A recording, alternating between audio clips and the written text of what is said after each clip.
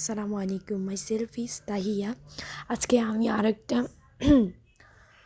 Mini blog share করব। সেটা হচ্ছে কিভাবে চা তৈরি করে। অনেকের কাছে মানে পাকলামো ছাড়া এটা কী না, কী রে চা কীভাবে তৈরি করে, এটা আবার ভিডিও দেওয়া লাগে কি না। শুনো, চা সবাই বানাতে পারে, কিন্তু একটা কথা আছে, একজন রাঁধুনির চা খেয়ে অনেকে বুঝে যায় যে ওই রাঁধুনি কীভাবে রান্না করে, বা ওই রাঁধুনি কি আদৌ কি রান্না করতে পারে কিনা এক কাপ চা দিয়ে কিন্তু প্রমাণ হয়ে যায়। আমি একটা উদাহরণ দিই। মনে করো যে তুমি গ্রামে গেলা, গ্রামে গিয়ে এক কাপ চা খেলা। ওইখানে গ্রামের চাটা কিন্তু 5-10 টাকা নেই। হ্যাঁ, এখন 10 টাকা না 15 টাকা নেই জানি না, 5-10 টাকা নেই। আচ্ছা, তারপরে হচ্ছে তুমি যখন শহরে উঠো তখন আরেক কাপ চা খাও, ওইখানে 20 টাকা 25 টাকা জোরে গেলে নেই।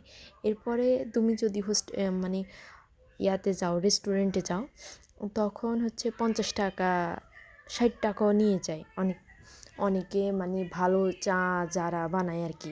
তো যাই হোক, তো আলহামদুলিল্লাহ তোমাদের আজাইরা আফা এই ছোট্ট বয়সে অনেকেরও প্রশংসা পেয়েছে চার ক্ষেত্রে, মানে অনেকেই প্রশংসা করছে, বিভিন্ন জেলার মানুষরাও খাইছে। আলহামদুলিল্লাহ, শুকরিয়া। আমি এটা অহংকার না, এটা আমি তোমাদের সাথে আজকে শেয়ার করব কিভাবে আমি তৈরি করি। আমি বলি, চা তৈরি ক্ষেত্রে কিন্তু হচ্ছে তোমার চায়ের পাতাটা বুঝতে হবে, চায়ের পাতা কী, আর একটা হচ্ছে পানি। আমি তোমাকে আন্দাজ করার জন্য, আন্দাজ না, তোমাকে আমি ধারণা দিই।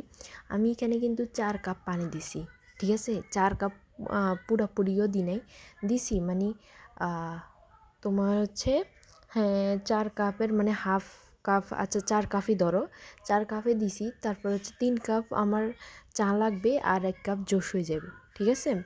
এখন এটা বলক আসার জন্য অপেক্ষা করছি। বলক আসছে, চা পাতা দিছি। চা পাতার ক্ষেত্রে তুমি চা পাতা এটা বুঝবা কীভাবে, বোঝার জন্য বলি। প্রথমে চা পাতা যেই ব্র্যান্ডের হোক, যেই মানে ইয়ার হোক, কোম্পানির হোক, চা পাতা অল্প দিবা। যখনই দেখছো যে কালার হচ্ছে না, তখন আবার দিবা, বুঝছো? এরপরে আসি, জোশ করবা। আমি কিন্তু জোশ করি, আমি সাথে সাথে দিই না, কেউ যে যাই হোক, যে মানুষই হোক, আমি জোশ করি। তোমরাও জোশ করবা।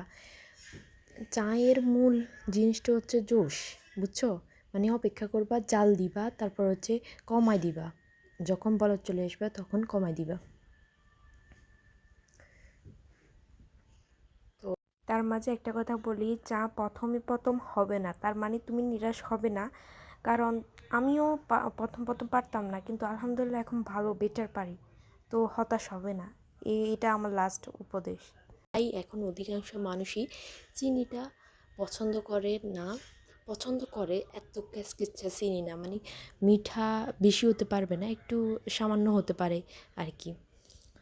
এরপরে হচ্ছে তোমার দুধ দিবা, দুধ একটু ডাবল দিবা, খেতেও মজা লাগবে। যাই হোক, আমার রং চাও অনেকে প্রশংসা করে, একদিন রং চাও দেখাই দিব কীভাবে তৈরি করি। আমি রং চার ক্ষেত্রে অনেক মশলাপাতি দিই, ওকে? আর আমি বলছি না যে এটা আমার মতো করে বানাতে হবে, তুমি তোমার মতো করে বানাও, পরিমাণটা ঠিক রেখেও। তুমি যদি 5 কাপ বানাও, তাহলে 6 কাপ পানি দিও, ওকে? আর চা পাতাটা বললাম না, একটু করে দিবা, বেশি আবার একদম কমও দিবে না, কম দিলে কালার আসবে না, কালার না আসলে খেতেও ভালো লাগবে না, পানিগুলো পাতলা পাতলা লাগবে, ওকে? তো আমার রেডি হয়ে গেছে। আমি দুধ একটু ডাবল করে দিছি, আমি ওই যে একটা ক্লিপ নিতে ভুলে গেছিলাম, তো একটু ডাবল করে নেবে। এরপরে চা ঢালবা, পরিবেশন করবা, যেটা দিয়ে খাবা তো পরিবেশন করবা।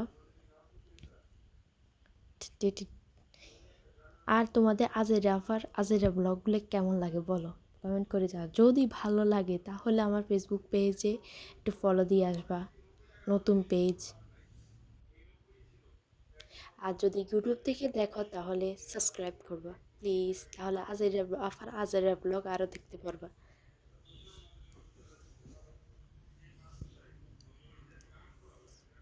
এই যে, এই তো এগুলা দিয়ে খাবো, এগুলো হচ্ছে দোকান থেকে কিনে আনছে। সো টাটা, বাই বাই, ভালো থাকবেন, সুস্থ থাকবেন। আর এরকম টিপস পেতে